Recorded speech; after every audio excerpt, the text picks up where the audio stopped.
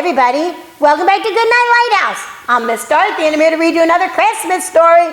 I'm still in my Christmas clothes, got my jingle bells on, and I love that we're reading all these books as we count our way down to Christmas. And tonight, now we've been reading a lot about Christmas trees and Christmas reindeers, and tonight we're going to read about some birds at Christmas and a very special Christmas tree. This book is called Red and Lulu. Red and Lulu. That's Red and Lulu. They're two birds that live inside a giant tree, and they love their home, and they love their tree. But something happens to the tree, and Red and Lulu get separated, and we need to find out if they can get back together again. Are you ready to get into this Christmas book with Miss Dorothy? Good. I need you to sit up and listen up, because here we go. Red and Lulu. Written by Matt Tavares. In the front yard of a little house, on the branches of a mighty evergreen, there lived a happy pair of cardinals. That's a really big tree. Red and Lulu by Matt Tavares. Red and Lulu were happy in their tree. Their nests were always safe in its branches. Its shade kept them cool on a hot summer day, and its evergreen needles kept them cozy when autumn winds howled. It was the perfect place to live all year long. Wow, it's such a beautiful tree in front of such a pretty house. But their favorite time of year by far was winter. The family would decorate the tree with lights, and sometimes people would gather near and sing, "Oh, Christmas tree, oh, Christmas tree, thy leaves are so unchanging." Red and Lulu loved listening to the people sing about their tree. Sometimes they even sang along. Wow, what a perfect tree to live in. One chilly morning, just as the cold months were starting again, Red went out to find some breakfast. Lulu stayed behind, tucked in the branches of their tree. Red's going out to get some food for the winter time. But what's happening? While Red's away, they're cutting down the tree and putting it on the back of a really big truck. When Red returned, he could not believe what he saw. Their tree had moved. It was on its side, strapped to the back of a big truck. Red could hear the sweet sound of Lulu's song coming from inside the tree, and the truck drove away. Oh no, the truck's leaving, and Lulu's still inside. Red chirped frantically, telling Lulu to stay right where she was, telling her that she would be right there. "He's on his way. He's coming, Lulu. Just hold on." Wow, he's getting on a really big highway. Red's following the best he can. They're going over a really big bridge. Fly, Red, fly. Red flew as hard as he could for as long as he could, but the truck was just too fast. Before long, Red lost sight of his tree. Still, he kept flying, trying to catch up. Soon he found himself in a strange place, unlike any place he had ever seen. Look, he's not out by his house anymore. He's in the city. He's wandering around the big city. For days, Red searched everywhere. He was tired and hungry. He wondered if he would ever see Lulu again. Oh no, poor Red. Flying around the really, really big buildings in the city, and it's snowing so hard. The snow reminded him of Lulu. He missed her so much. He could almost hear the song they loved.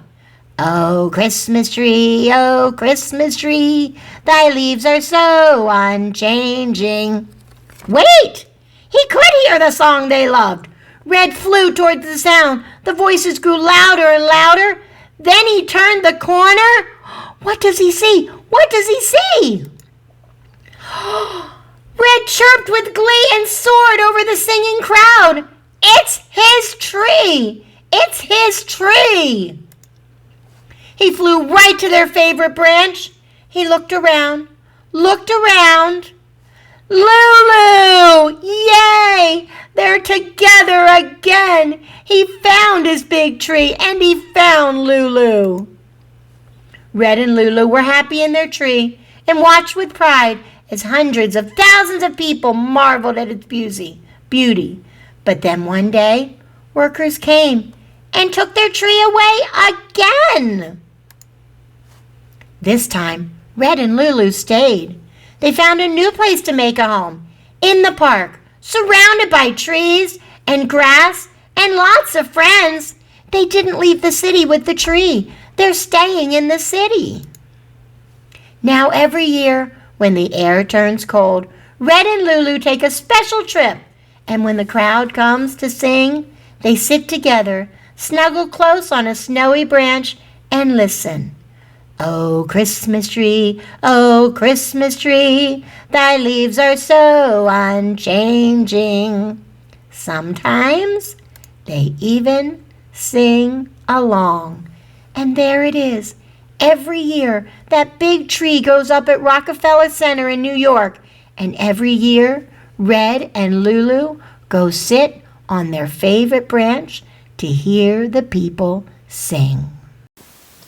Wow, what a special story! What a special tree! Wow, Red and Lulu loved living in their tree by the house. And then they came and took the tree away, and Red and Lulu got separated. But boy, Red wasn't giving up. He was going to find Lulu, and all he had to do was follow where the people were singing, because they were singing around the big giant Christmas tree. And that tree is the one in New York City in Rockefeller Center. And every year they go get the biggest tree they could find in the whole country. And they bring it back to New York and they decorate it and people stand around it and sing. And it's so special. And now every year, Red and Lulu get to fly to that tree. And they get to sit there and listen to the people sing. And sing along. What a special book. What a great lesson about a big special tree and about two friends who were not going to be separated.